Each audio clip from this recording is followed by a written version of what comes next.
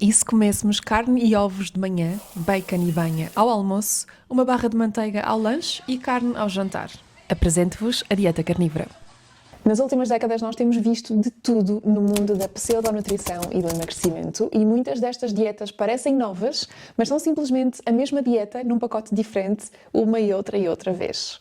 A dieta carnívora é muito semelhante a dietas como a Atkins, como a Zero Carb ou a dieta cetogénica, mas ainda consegue ser mais restritiva, porque é zero vegetais, zero frutas, zero frutos secos, cereais ou leguminosas. Portanto, nada para além de alimentos de origem animal, como os ovos, como a carne, como o peixe, como a manteiga ou então o caldo de carne. A ideia por trás desta abordagem é que os humanos evoluíram para comer principalmente carne e que ao eliminar todos os alimentos vegetais reduzimos a inflamação, doenças autoimunes e problemas digestivos. Agora, será que a ciência suporta estas alegações? Eu vou partilhar com vocês quais os prós e quais os contras e gostava que fossem vocês a dizer-me o que é que acham, se é uma boa ideia ou não. Então, uma vez que há a exclusão de vegetais, de frutas e de grãos integrais, certos nutrientes essenciais, e aqui é importante darmos ênfase ao essencial, são nutrientes imprescindíveis, certos nutrientes essenciais vão ficar em falta. Por exemplo, a vitamina C, que é essencial para a imunidade, para a produção de colagênio e que oferece uma grande proteção antioxidante, é praticamente inexistente na dieta carnívora. Há inclusive alguns relatos já de pessoas que desenvolveram escorbuto, que é uma doença causada pela falta de vitamina C e que no tempo dos descobrimentos matava mais marinheiros do que as guerras da altura. E a cura era tão simples, era simplesmente a ingestão de alimentos ricos em vitamina C como os citrinos. E a doença na altura teve tanto impacto que encontramos versos nos Lusíadas apenas dedicados a ela. Portanto, acho que não queremos repetir essa história, certo? Depois temos também o magnésio e o potássio, que são minerais imprescindíveis para a saúde muscular e cardiovascular e que se encontram maioritariamente nas frutas, nos vegetais e nas leguminosas, que esta dieta elimina completamente. E depois temos os fitoquímicos, de que já falámos em muitos vídeos, que são compostos presentes nas plantas que ajudam a combater a inflamação e o envelhecimento celular. E também não há sinal deles na dieta carnívora. Então esta falta de nutrientes e a exclusão de alimentos perfeitamente saudáveis é um grande contra. Agora, é verdade que a dieta carnívora pode ajudar na perda de peso e no controle da glicémia, pelo menos a curto prazo. Porque, como qualquer dieta restritiva e baixa em hidratos de carbono, a carnívora pode causar emagrecimento e ajudar a controlar os níveis de açúcar no sangue. Agora, a restrição de hidratos de carbono leva o corpo a utilizar a gordura como fonte de energia, o que pode ser um ponto a favor da carnívora. Só que, quando não temos hidratos de carbono suficientes, o fígado transforma a gordura em corpos cetónicos, que servem como um combustível alternativo para o cérebro e para o corpo. Aqui entramos num estado metabólico que se chama cetose. E a cetose prolongada pode levar ao aumento do colesterol LDL, à osteoporose e pode sobrecarregar os rins e aumentar o risco de cálculos renais. Em casos extremos, a cetose pode evoluir para cetoacidose, em que as cetonas se acumulam no sangue e o sangue se torna ácido. E esta condição pode ser fatal. Portanto, tendo em conta tudo isto, temos aqui mais um contra. E todas estas dietas muito baixas em hidratos de carbono, especialmente a carnívora, são muito pobres em fibra, porque as fibras apenas estão presentes nos alimentos vegetais e se esta alimentação não tem alimentos de origem vegetal, então também não contém fibra.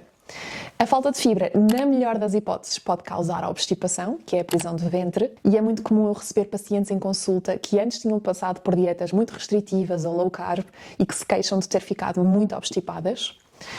E na pior das hipóteses, a falta de fibra pode desregular a microbiota intestinal, ou seja, as nossas bactérias boas do intestino diminuem e aumentam as bactérias menos benéficas.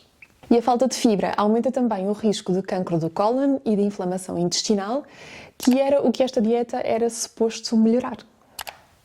E saindo aqui um bocadinho do impacto na saúde, temos também as questões de sustentabilidade e de impacto ambiental. Esta produção intensiva de carne tem um impacto ambiental muito negativo. Aumenta muito a emissão de gases com efeito de estufa, aumenta a desflorestação, aumenta o uso de água doce e optar por uma dieta exclusivamente carnívora, de carne, pode aumentar muito a demanda por produtos de origem animal. Agora imaginem isto multiplicado por milhões de pessoas. Para vos dar alguns números, 1 kg de carne de vaca, ou a produção de 1 kg de carne de vaca, produz 120 vezes mais gases com efeito de estufa do que produzir 1 kg de cenouras e batatas. E embora a produção de chocolate também tenha um impacto muito grande a nível ambiental, a produção de carne consegue emitir 3 vezes mais gases do que a produção do chocolate. Por isso, isto é mais um contra para a dieta carnívora. E agora, o que é que os estudos dizem a favor da dieta carnívora? Praticamente nada.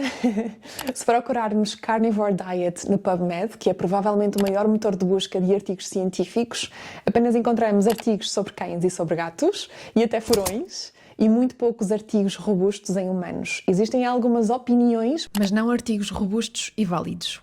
Pelo contrário, décadas de investigação mostram que dietas ricas em vegetais, em fibras e antioxidantes são consistentemente associadas a menos doenças cardiovasculares, menos cancro, maior longevidade e menos muitas outras doenças. Então, com estes contras todos, por que é que algumas pessoas se sentem bem com a dieta carnívora? Isto é uma ótima pergunta. E algumas pessoas relatam que sentem menos inchaço, mais energia, só que há explicações muito simples para isto. Esta dieta remove alimentos ultraprocessados, remove o álcool e o açúcar, o que pode causar uma melhoria inicial, só que isso não significa que a dieta carnívora seja a dieta ideal, simplesmente é uma dieta mais natural, isso é verdade. E eliminar estes alimentos pode ter efeitos positivos. Depois, algumas pessoas com intestinos sensíveis podem reagir a certos alimentos vegetais ricos em FODMAPs e ao eliminarmos esses alimentos e muitos outros, essas pessoas podem sentir alívio dos sintomas. Só que aqui a resposta não passa por eliminar para sempre todos os vegetais, passa por perceber quais são os que despoletam esses sintomas e perceber como é que os podemos incluir na nossa alimentação. Então, com um acompanhamento especializado, vocês vão perceber que alimentos causam os sintomas e como manter uma alimentação o mais rica possível a longo prazo. E com os meus pacientes eu consigo alcançar resultados incríveis com uma alimentação muito variada. Portanto, não há necessidade de fazer estas dietas restritivas. E por fim, quando acreditamos que uma dieta é milagrosa, muitas vezes o nosso corpo responde muito melhor. Isto é o efeito placebo, só que isto não significa que seja sustentável ou que seja saudável a longo prazo. E vocês não querem colocar esta dieta em prática durante anos a fio e depois perceber que malefícios é que ela pode ter. Para concluir, a dieta carnívora elimina nutrientes essenciais e pode criar deficiências nutricionais graves.